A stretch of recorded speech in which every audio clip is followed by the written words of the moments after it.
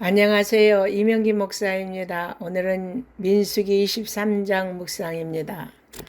발락은 이스라엘을 저주하기 위해 발람을 바알 신당으로 인도했습니다. 발람은 발락에게 나를 위해 제단을 쌓고 제물을 준비해 달라고 말합니다. 발람과 발락이 쌓은 제단은 스스로를 위한 것이었습니다. 믿음의 조상들은 여호와를 위해 제단을 쌓았습니다. 노아는 여호와께 제단을 쌓았으며 아브람도 여호와께 단을 쌓았습니다. 하나님은 발락의 의도와는 다르게 발람의 입으로 이스라엘을 축복하게 하셨습니다.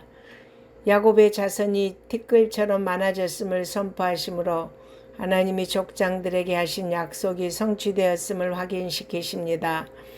발람은 발락으로부터 이스라엘을 저주하도록 요청을 받았으나 그는 하나님이 저주하지 않으신 자를 저주하거나 꾸짖을 수 없다고 했습니다.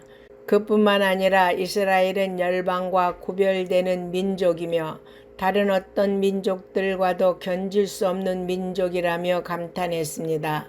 더 나아가 그 수요를 셀 수 없으며 자기 자신의 종말도 그들과 같기를 원한다면서 예언을 마무리합니다.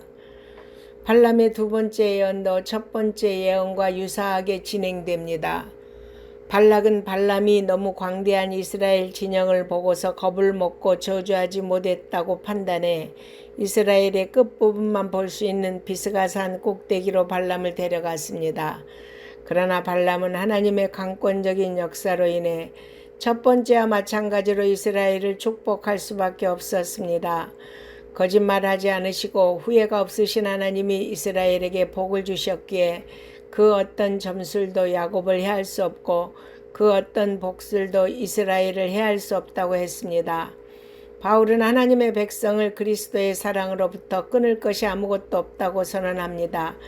그런즉 이 일에 대하여 우리가 무슨 말을 하리요? 만일 하나님이 우리를 위하시면 누가 우리를 대적하리요? 누가 능히 하나님께서 택하신 자들을 고발하리요? 누가 우리를 그리스도의 사랑에서 끊으리요?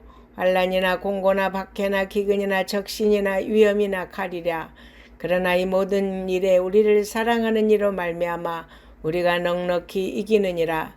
내가 확신하노니 사망이나 생명이나 천사들이나 권세자들이나 현재일이나 장래일이나 능력이나 높음이나 기쁨이나 다른 어떤 피조물이라도 우리를 그리스도 예수 안에 있는 하나님의 사랑에서 끊을 수 없으리라고 했습니다.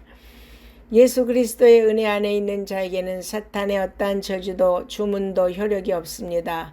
예수 그리스도의 보혈의 능력이 이들을 감싸기 때문입니다. 그러므로 우리는 날마다 예수 그리스도 안에 거하는 삶을 살아야 합니다. 발람의 세 번째 예언 역시 처음 두 번의 예언과 같은 방식으로 전개됩니다. 발락은 하나님의 마음을 돌릴 수 있다고 믿었습니다. 우상 숭배자는 이처럼 신의 비유를 맞추면 자신의 목적을 이룰 수 있다고 생각합니다.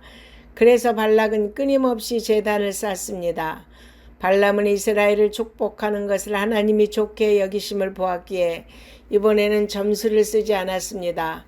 그는 하나님의 영에 감동되어 이스라엘이 흥왕하게 될 것을 예언합니다. 이스라엘이 승리할 것이며 이스라엘을 축복하는 자는 복을 받고 저주하는 자는 저주를 받을 것이라고 선언합니다. 성경에서 예언은 영감의 표적으로 간주됐지만 모든 예언이 하나님과의 올바른 관계의 증거로 간주되지 않습니다. 거짓 선지자들도 미래를 정확하게 예언할 수 있었기 때문입니다. 예수님은 이적을 행하는 것이 천국에 들어가는 것을 보증하지 못한다고 경고하셨습니다. 발람이 세 번이나 이스라엘을 축복하는 것을 보고 발락은 분노했습니다. 그에게 부귀영화를 주고 그를 높여주겠다고 유혹했지만 이제는 당장 자신을 떠나라면서 화를 냅니다. 발락이 얼마나 간사한 자인지를 알 수 있습니다. 그는 자신의 기대가 무너지자 곧바로 발람을 홀대했습니다. 우리가 하나님을 믿고 찾는 목적이 자신의 인간적인 욕망을 이루기 위해 하나님을 찾고 기도하는 것은 바른 신앙이 아닙니다. 세상의 복에 집착하지 말고 하나님의 복을 받아 누리는 성도가 되시기를 바랍니다. 아멘.